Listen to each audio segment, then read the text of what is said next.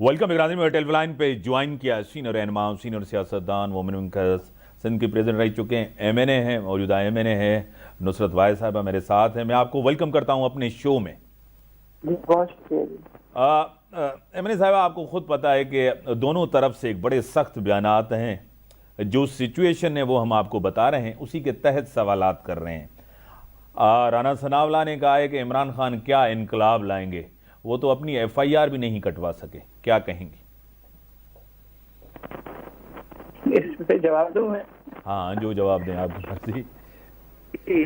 राना सनाउल्लाह जो ये बात कर रहे हैं, उनको खुद नहीं पता कि वो माशाल्लाह क्या हैं और उन्होंने कितना टेरर फैलाया हुआ है इस मुल्क में, जो आज से पहले मुझे नहीं लगता कभी भी इस मुल्क ने देखा हो। क्योंकि वो अपने आप को समझ रहे हैं वो गब्बर सिंह है और वो ही कैन डू एवरीथिंग, और वो समझ रहे हैं कि वो खुदा हैं, लोगों की जिंदगियों से खेल सकते हैं, लोगों के साथ प्रॉब्लम्स उनकी जो है उनको वो बढ़ा सकते हैं। तो ये बहुत देर तक नहीं चलता इस किस्म का खेल। जो खान साहब कहते हैं ना कि जुल्म की हुकूमत नहीं चल सकती, तो जुल्म की हुकूमत ज्यादा देर नहीं चलेगी। ये हम लोग 100% इस बात पे हमारा यकीन है। ये अगर एफआईआर दर्ज कराने जाए, वो लोग माफी मांगते हैं कि आप हमें बख्शें, हमसे एफआईआर ना दर्ज करवाएं, क्योंकि हमारे भी छोटे छोटे बच्चे हैं, हमारी भी फैमिली है। इस कदर डर, इस कदर खौफ व हरास पूरे पाकिस्तान में इन लोगों ने फैला दिया है।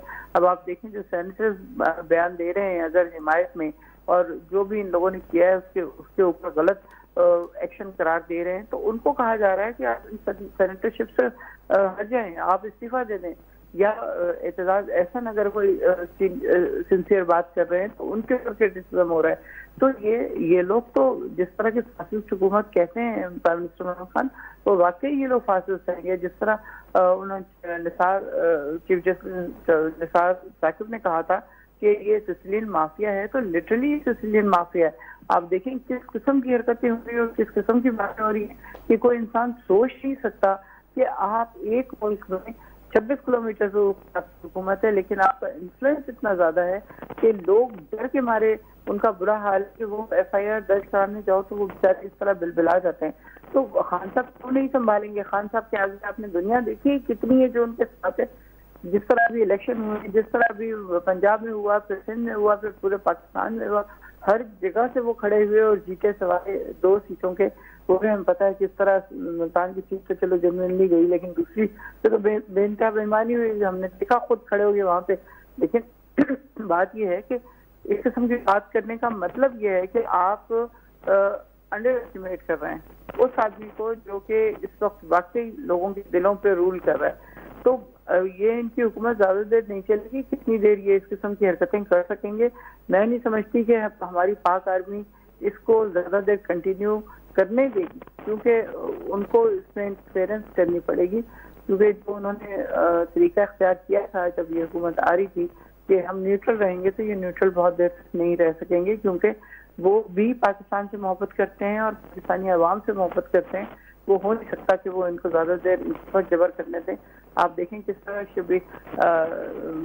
शरीफ, क्या नाम है उस आदमी के जिसके जो फौत हुआ है अभी, अरशद शरीफ, उसको किस तरह मारा गया। कितना वो अपनी जिंदगी से छुप के यहाँ से डर के वो भागे कि उनकी जिंदगी सेफ रहे, लेकिन जिंदगी तो जाहिर है उन्होंने लेनी थी। जिस तरह भी हुआ वो कत्ल हो गया वो। अब खान साहब के ऊपर आप गोलियां चलवाते हैं, आप लोगों को पैसा दे के उनसे करवाते हैं। वो आदमी जो 5000 का ताला अपने घर में नहीं लगा सकता, वो 50 लाख की बंदूक कैसे लेके खड़ा है? और इतनी ऑटोमेटिक बंदूक उसके हाथ में आ कैसे गई? और उसको पता नहीं क्या क्या नशा खिलाया हुआ या खिलाया हुआ कि वो खड़ा होके बयान दे रहा है उसी वक्त, और उसी वक्त वो नशा भी हो जाता है। तो ये सारा ज़ाहिर प्लान था उनके ख्याल में। जब तक वो खान साहब से नहीं निपट लेंगे, 2 दिन पहले ही फरमा रहे थे ना ये आपके इंटर मिनिस्टर के इंटीरियर मिनिस्टर सॉरी, कि ये फितना है, इसका सर कुचला जाएगा। सर कुचला जाएगा मतलब ये है कि आप वो सांप है, उनका सर कुचला जाएगा। अल्लाह ना करे, अल्लाह ना करे ये वक्त आपके ऊपर आ गया तो आप क्या करेंगे? सही एक कोई ऑप्शन नहीं है, कोई ऑप्शन नहीं है। आप अपने अतवार ठीक कर लें और आवाम के दिल में जगह बनाएं, क्योंकि आवाम आपसे बहुत मुतफक्कर हो चुकी है। एतजाज एहसन साहब की इमरान खान के साथ एक मुलाकात और इमरान खान ने कहा कि एतजाज़ एहसन का मुस्तकबिल जो है ना हमारे साथ है, पीटीआई के साथ, मेरे साथ। उन्होंने एक और बात की है एतजाज़ एहसन साहब ने, उन्होंने कहा है कि पंजाब हुकूमत और पुलिस मिलकर उन्होंने केस को ख़राब किया है। क्या आप एज ए MNA आप भी यही समझती हैं? देखिए, मुझे इतना अंदर का अंदाजा है, लेकिन मैं ये समझ सकती हूँ कि अगर पंजाब हुकूमत ऑर्डर देती तो ऐसा हो सकता था। लेकिन फिर वही बात आती है सिक्योरिटी की कि जो शायद दर्ज करते या उसके ऊपर साइन करते या उसको पब्लिक करते तो उसके बाद उनकी जिंदगियों को खतरा होता। इसलिए पुलिस वाले भी डर जाते हैं और बाकी इदारे भी डर जाते हैं, जाहिर है। लेकिन परवेज इलाही साहब भी डर जाते हैं। परवेज इलाही साहब भी डर जाते हैं। परवेज इलाही साहब ने वो भी डर जाते हैं। मुझे नहीं पता उस बात का, मैंने कहा मैं ये बात कर रहा हूँ कि पंजाब में आपकी गवर्नमेंट है, यानी आपकी पंजाब में गवर्नमेंट है, वजीर आजम वहाँ के नहीं है। आप हमेशा तनकीद करती आई कि वो इस्लामाबाद तक वजीर आजम है, इंटीरियर मिनिस्टर वजीर दाखिला सिर्फ इस्लामाबाद तक हैं, लेकिन वो असरअंदाज हो रहे हैं पंजाब में, जहां आपकी हुकूमत है, होम मिनिस्ट्री आपके पास है, वजीर आला आपके पास है, मेजॉरिटी आपके पास है, उनके ऊपर वो असरअंदाज हो रहे हैं। बिल्कुल हो रहे हैं, इसलिए कि मैंने अभी आपको बताया है कि चौधरी निसार ने क्या कहा था, चीफ जस्टिस निसार साकिब ने, कि ये सस्टेन माफिया हैं, माफिया के हाथ पांव बहुत बड़े होते हैं। इस तरह नहीं होता कि वो अगर 26 किलोमीटर पे उनकी हुकूमत है तो वो वहीं पे वो इन्फ्लुएंस करेंगे, या लोग जब इस्लामाबाद पहुंचेंगे तो उनको उनके पास शेलिंग होगी। हर तरफ हर जगह आज भी शेलिंग हो रही है, लोग बर्दाश्त कर रहे हैं, चाहे वो सिंध हुकूमत हो या फैजाबाद हो। मैं फैजाबाद में 2-3 दफा गई हूँ उस कैंप में, और आप देखें थोड़ी देर बाद ही वहाँ पे शेलिंग शुरू हो जाती है। कितने बुरे हालात फेस कर रहे हैं। तो ये बात नहीं है, इनकी है जरूर 26 किलोमीटर पे, लेकिन क्योंकि जाहिर है इन लोगों ने 30 साल हुकूमत की है, इन्होंने सारे इदारे खरीदे हुए, सारे लोग खरीदे हुए। मैं ये नहीं कह रही कि किसी स्पेशल बंदे का नाम लेके नहीं कह रही हूँ, लेकिन इनके यहाँ बेइंतहा करप्शन पाई जाती है, और ये पैसे से करप्शन करते हैं और दूसरे टेररिज्म से करप्शन करते हैं हर हिसाब से। तो अब आप देख रहे हैं अच्छा शरीफ कैसे गया, और उसके अलावा किस तरह खान साहब के ऊपर गोलियां हुई। कल मैं तो फजलुर रहमान की वो जो प्रेस कॉन्फ्रेंस थी उसको देख के मैं हैरान हो रही थी। इस आदमी के ऊपर 3 हमले हुए हैं, 3 हमले। क्या कभी किसी ने कहा कि उन्होंने प्रिटेंड किया या कहा कि अब करवाए हैं, या कहा हो कि ये उनको वो फेक है? किस तरह ये लोग इस तरह के बयान उसमें आप परमात्मा के गोलियों से वो नहीं लगते, तो नहीं लगते जाते। इसमें रोकूंगा MNA साहब आपको। लकड़ी के ऊपर जाएगी गोली तो उसका कोई और असर होगा, लोहे से टकरा के जाएगी तो उसका कुछ और असर होगा, के टुकड़े जाके लगे अंदर, और उनकी बहुत बड़ी शरीयान है वो बच गई है अल्हम्दुलिल्लाह, जिसकी वजह से उनकी इतनी ब्लीडिंग हुई, वरना 20 मिनट में पहुंचते पहुंचते फौत हो चुके होते। आप मुझे ये बताएं कि आप पूरे पाकिस्तान की लीडरशिप ने इसको मजम्मत किया और सब ने इसको कोई अच्छा अमल, न चाहे मीडिया हो कोई हो, ऐसा वाक़या है, सबको अफसोस है, अल्लाह उनको ज़िंदगी दे, सेहत दे, हमारी आपकी सबकी दुआएं हैं, आपको ख़ुद पता है। लेकिन आपके अपने लोग, हमाद अजहर साहब कहते हैं शहरग, आपको पता है कि शहरग कहाँ होती है, आपको भी पता है, मुझे भी पता है। एक चीज़ इसे खान साहब कहते हैं 4 गोलियाँ, आपके बाबर अमान साहब कहते हैं 2 गोलियां। मतलब ये जो आपके मुतजाद बयानात आ रहे थे उसके हवाले से लोगों ने जो है ना उसको तनकीद का निशाना बनाया। नहीं, उनको देखें, हमाद नजर ने अगर वो शहर कहा है तो वो एक्चुअली शहर गर्दन के पास होती है, लेकिन ये जो वेन जो बच गई है खान साहब की, वो भी बहुत ज्यादा इंपॉर्टेंट वेन होती है पाँव में। अगर उस पर लग जाता, वो दोनों तरफ से आके बची, एक तरफ से भी आया और दूसरी तरफ से भी आया, और वहां तक नहीं पहुंच सका।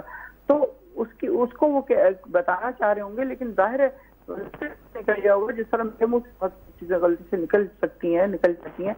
लेकिन अगर बाबर रहमान बयान दे रहे हैं या हमारे से बयान दे रहे हैं, इट डजंट मैटर। जो डॉक्टर फैसल बयान दे रहे हैं वो इम्पोर्टेंट है। मैडम इसमें भी थोड़ी सी मादरत के साथ आपको बताया, डॉक्टर फैसल एक इन्फेक्शियस डिजीज का और कैंसर हॉस्पिटल, ये आप तो इसमें तो बिलीव करती हैं क्योंकि आप खुद पढ़ी लिखी हैं, आपकी फैमिली पढ़ी लिखी है, आपका बेटा खुद जो है बैरिस्टर है, आप खुद पढ़ाती रही हैं कि एक इन्फेक्शियस डिजीज और आर्थोपेडिक में बड़ा फर्क होता है, जनरल सर्जन में बड़ा फर्क होता है। और अरे भाई, उस हॉस्पिटल में और लोग भी थे, ऑपरेशन वो डॉक्टर फैसल नहीं कर रहे थे, डॉक्टर फैसल सिर्फ निगरानी कर रहे थे। उसके लिए ऑर्थोपेडिक आए होंगे और उन्होंने ही, आपने देखा 4-5 लोग लगे हुए थे, और खान साहब उंगलियों पे तस्वीर पढ़ रहे थे, जो वीडियोस वायरल हुई हैं। तो ये नहीं कि डॉक्टर फैसल खड़े हो गए अब आगे बढ़ते हैं मैडम, आप आगे बढ़ते हैं। आपकी हुकूमत जैसे पंजाब में है नहीं है, इसका कोई फर्क नहीं। ऐसी कमजोर गवर्नमेंट जो खान साहब के ऊपर भी अपनी मर्जी की एफआईआर खान साहब को नहीं दे सकी, आपको नहीं लगता कि इस गवर्नमेंट को छोड़ना चाहिए? एक तासुर दे रहा है कि अगर आप चाहते हैं कि असेंबलियां खत्म हो, केपी के आपको पंजाब ये दोनों छोड़ना चाहिए, अपने सदर को कहते हैं आप वापस आ जाएं। एक सियासी तौर, एक जमहूरी तौर, एक आईनी क्राइसिस तो पैदा हो जाएगा।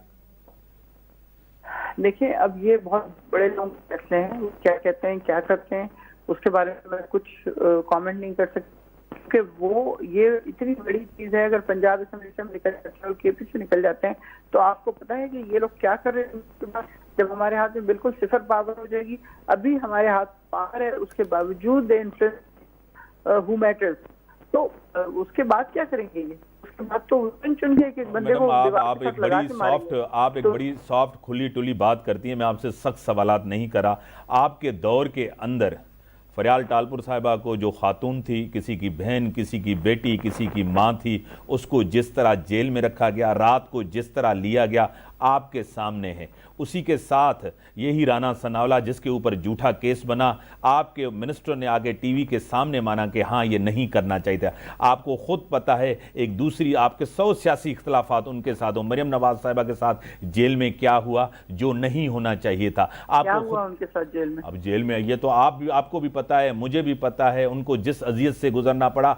आपको पता है सिंध के साबिक गवर्नर आपको जुबैर साहब की जो वीडियो लॉग जिस तरह बाहर सबको दिखाई गई तस्वीर, वो हमने निकाली थी सर। यही आपकी गवर्नमेंट थी ना। आज ये कह रहे हैं कि हम इसमें थोड़ी हैं, ये आज ये भी यही कर रहे हैं जो आप बात कर रही हैं।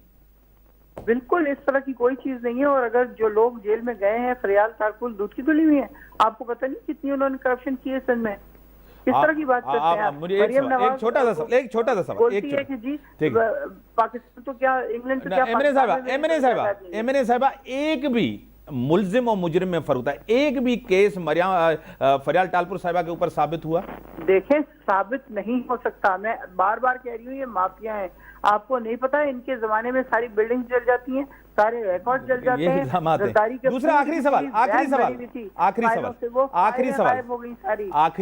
दूध के धुले में ही निकल आते हैं। आखिरी सवाल, पाकिस्तान की एक हिस्ट्री बता दें।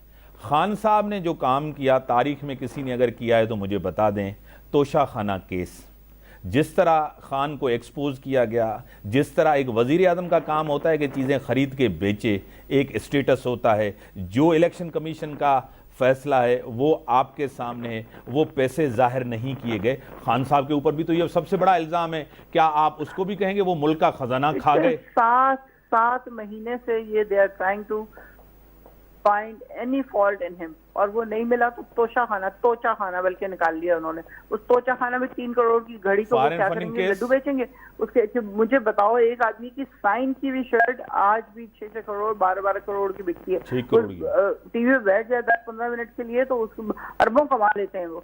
तो वो अरबों कमाने वाला आपको पता है कि 20 लाख की 30 लाख रुपए की स्प्रे ये लेके गया है। कोई काम कर लेते, अगर उन्होंने सड़क बनानी है कुछ करनी है तो वो बेच के उससे बना रहे हैं और खुद बता रहे हैं, ये किसी ने नहीं कहा, वो खुद बता रहे हैं कि मैंने वो घड़ी बेच के मैंने सड़क बनाई है बनीगाला की। तो इस पे क्या बुरी बात है? एक आदमी, बड़ी मेहरबानी आपकी, इनकी तरह सब पकड़ के ले जाओ, छुपा लो, फिर बाद में लोग शोर मचाएं। बड़ी मेहरबानी। तो आपको पता है अरबों की करोड़ों की गाड़ियां इन्होंने लाखों में खरीदी हैं और वो इस्तेमाल करते रहे। जरदारी साहब भी और नवाज शरीफ भी। बड़ी मेहरबानी है। तोशा खाना फॉरेन फंडिंग केस सबसे बड़ा केस है, इमरान खान को एक्सपोज कर दिया। डीजी आईएसआई ने जो आके चीजें कही, कहते हैं मैं जमहूरियत के लिए, अवाम के लिए करता हूं, उनको कहा ता हयात मुझे ना हटाएं। ये भी आपके सामने। साइफर के लिए डीजी आईएसआई ने क्या क्या, क्यों हम तो इदारे के साथ हैं, पाक आर्मी के साथ हैं, फौज के साथ हैं, उनके पॉइंट ऑफ व्यू के साथ हैं। ना ब्रेक जो टाइम था ब्रेक हम